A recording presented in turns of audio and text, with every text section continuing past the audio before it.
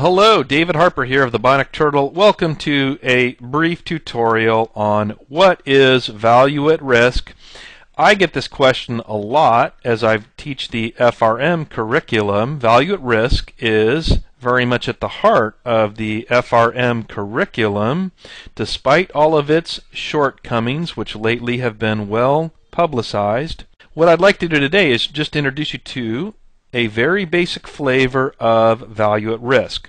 And let me first say that there's three broad approaches to value at risk. We're not covering two of them. We're not doing historical VaR, and we're not doing Monte Carlo VaR. What we're going to do is a very basic flavor, a parametric VaR called delta normal VaR. It goes by a couple different names. What I'm going to do is base this on the numbers that I've been working on for the last 2 days. 2 days ago I did a brief tutorial explaining how to calculate the periodic rate of return. And so I'm going to continue to use Google's data. I pulled Google's stock prices for last week. That's 5 days, Monday, Tuesday, Wednesday, Thursday, Friday.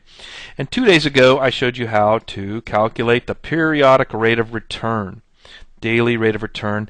And you'll might recall, if you viewed that we're using a continuously compounded return. So we're using a natural log there because of its elegant features, and I'll remind you, it's time consistent. That's why we like the continuously compounded return.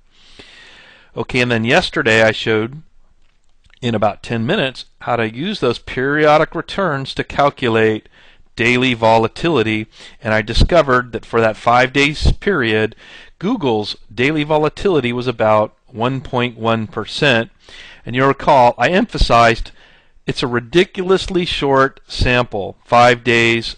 In practice we would never use such a short sample. I just want to make it easy to illustrate the idea of volatility here. So we got 1.1%. It might surprise you that we're almost to value at risk. That's how simple it is. Now that we've got a volatility, we're just a short hop and a skip to value at risk.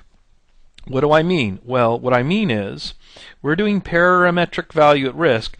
Volatility is the standard deviation, and that's a parameter. And so let me pull up here a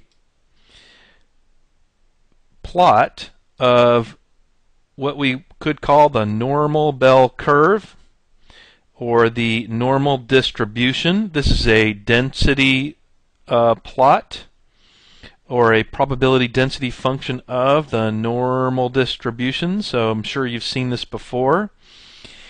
And this is a normal distribution that reflects the two parameters that we've calculated from Google's data. And the nice thing about the normal distribution is it only needs two parameters. That's part of its elegance, that's part of its charm, and why we find it all over the finance curriculum. Well, that's not the only reason. The real key reason is the central limit theorem, but I won't go into that. But what I know about the Google data is it has an average of 0.71%. I'm sorry, negative 0.71%, so that puts the mean right here. That's where the curve peaks. And then the volatility, or standard deviation, is 1.1%.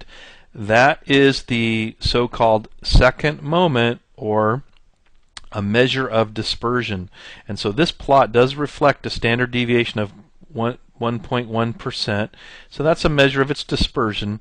These two parameters, the average or mean and the volatility or standard deviation, fully describe this normal distribution.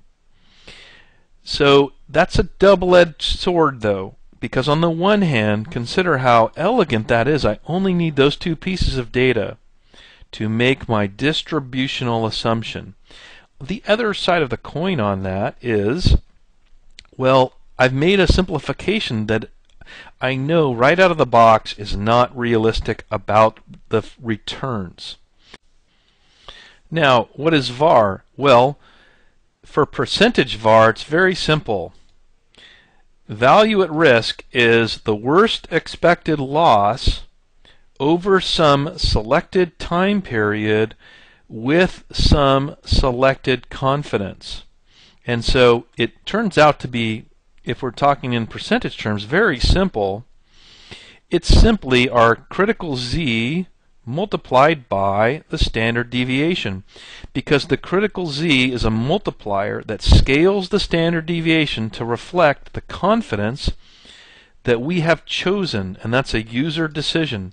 And so the two most common are a 95% VaR.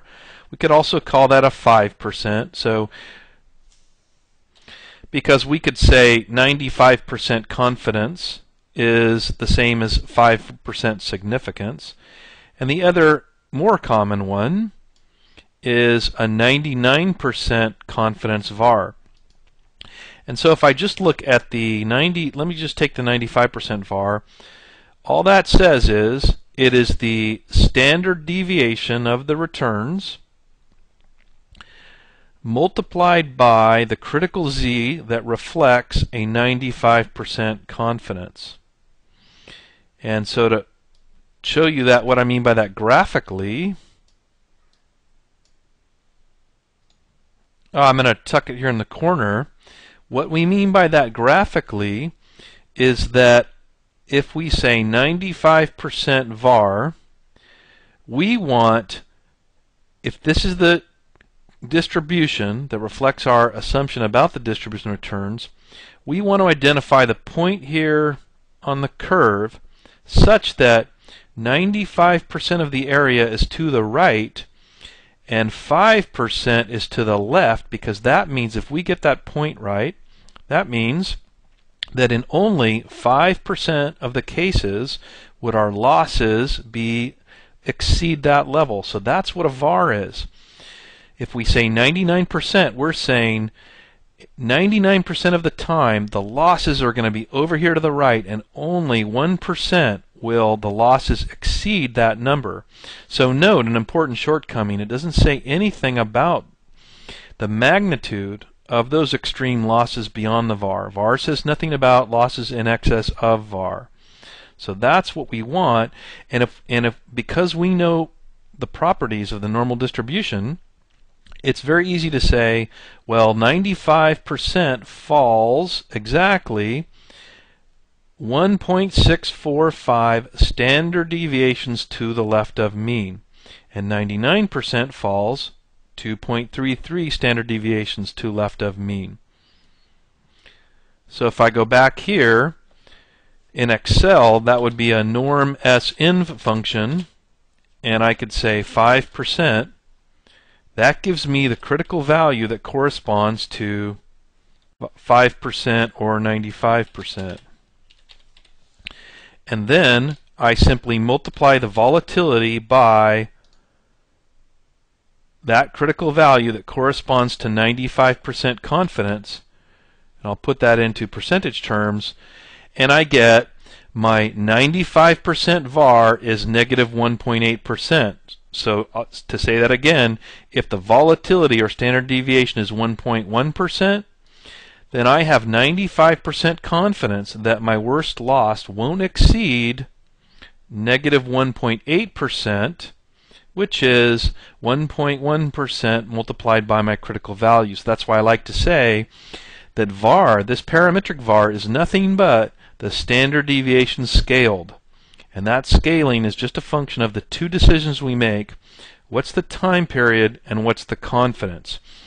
I didn't do anything with time period here because I'm talking about daily in all respects. This is a 95% daily VaR, but I did select the 95% confidence. If I wanted to make it a 99% confidence, I would make a 1% here, and then my 99% confidence VaR becomes negative 2.55%. And really, that introduces the basic flavor of parametric or delta normal value at risk. So I hope this was helpful.